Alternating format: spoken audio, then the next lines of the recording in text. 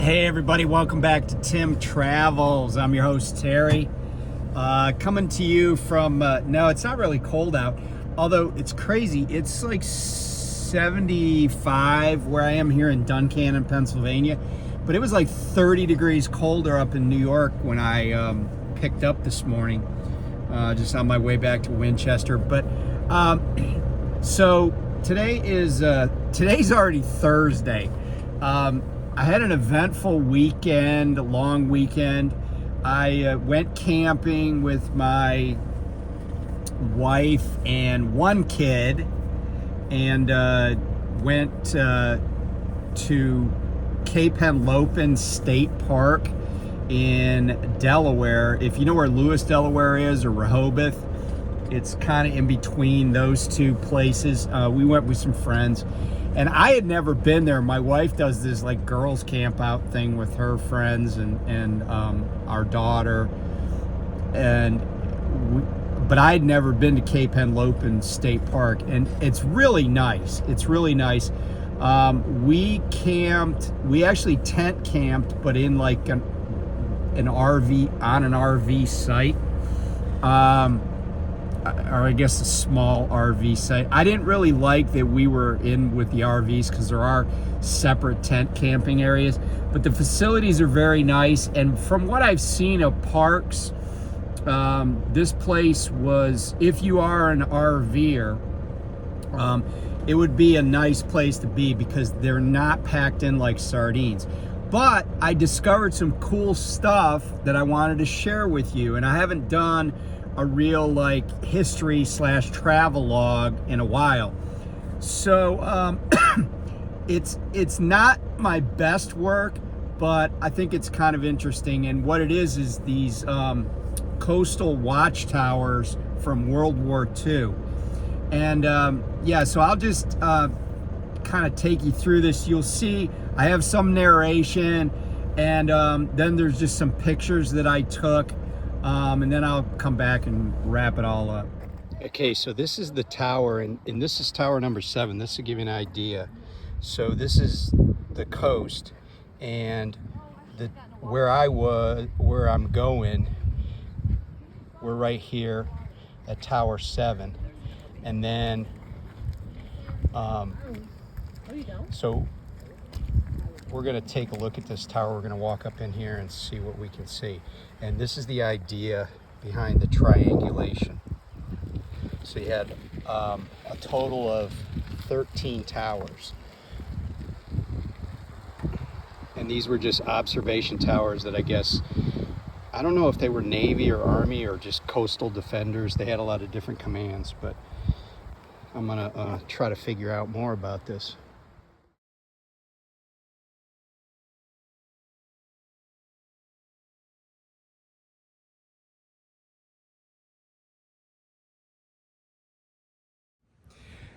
Okay, so I'm back here outside of tower number 7, and that's the tower that I just took you up in. So it was U.S. Army troops at these observation points. And typically what would have happened is they would have, I showed you the different ports going up the tower and then all the way to the top. They would have been able to, when one tower spotted a ship, they would have started tracking it and getting a bearing and range on it. And then as soon as that vessel was within view of another tower, they would start getting a bearing and range on it. And then they would probably work out a firing solution for the batteries. So you saw that I showed you earlier, there were, I think 13 towers. And I got a picture. This one picture is from, you can see Cape May. So take a look at this. It's way off in the distance.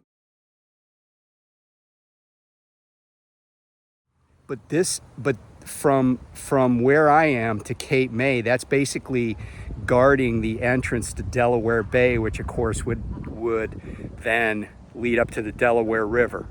So, we were concerned that German submarines could get in the bay, and not so much that they would be doing like trying to torpedo ships, although that certainly could be possible, but that they would lay mines and block our access to the sea.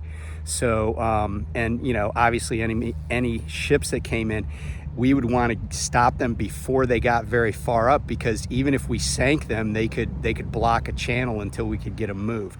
So we wanted access to the ports of Wilmington, Philadelphia, the ports over in Jersey, and you know, so this was like a vital area. And I'm sure there were other places I know there were other places in the United States that had a similar setup.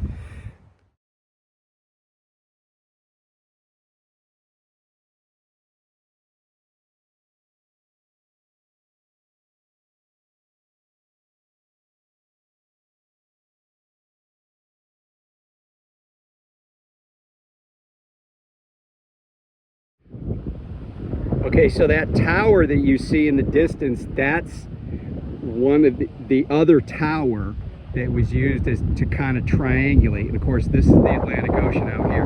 And then this is the site of the gun battery. And I think that was the magazine. And then there's pedestal area. I don't know. I think it was probably just a little driveway, but I think the gun port is actually right there, that door. Anyway, it is closed off actually, but somebody's gotten in there and graffitied it. But the other tower that I showed you, and that tower down there are what they used to triangulate. And those were just observation towers. And I'm sure those buildings down that you see in the background there weren't here at the time. And just to set the scene, so this is the Atlantic, and off to the left is, which you can't see because it's too far, even though I know the Earth is flat, is Cape May, New Jersey. You see a sailboat out there, and down this area where I keep panning is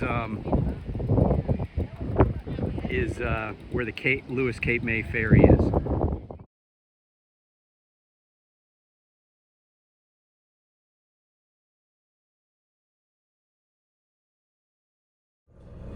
Okay, so I hope you found that interesting. I did, obviously.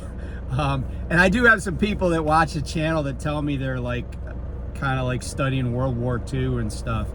And you know, it's hard to like, I shouldn't say it's hard, but a lot of stuff from World War II that was here in the US, like bases or, you know, airfields, or, you know, even things like I was showing have vanished. I mean, World War II was, you know, it was a lifetime ago, right? You know, it's 80 years since the war, and since the war ended 80 years ago. And you know, most of the people that fought in it are pushing, if they're still around, they're like 100 years old. So and you know, the war by and large was not fought on U.S. soil.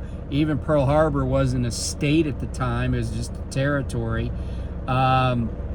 Same with the Aleutian Islands, and everything else was fought overseas. So you know, it's nice to be able to see some of that stuff. There are some things left, like out in Wendover, Nevada, or I guess it's, yeah, is it West Wendover?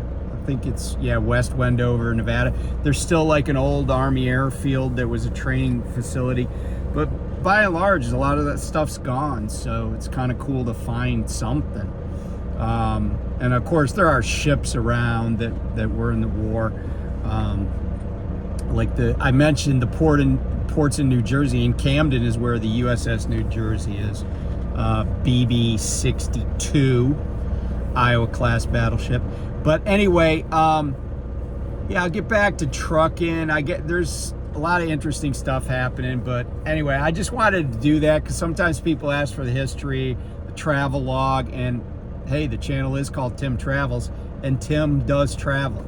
I'm going to be going to some other places this summer and into the fall. So I'll try to find some cool stuff to talk about. And yeah, but right now, I'm gonna go to bed and drive my truck tomorrow and go from there. So thanks for watching. I'll talk to you soon. Bye.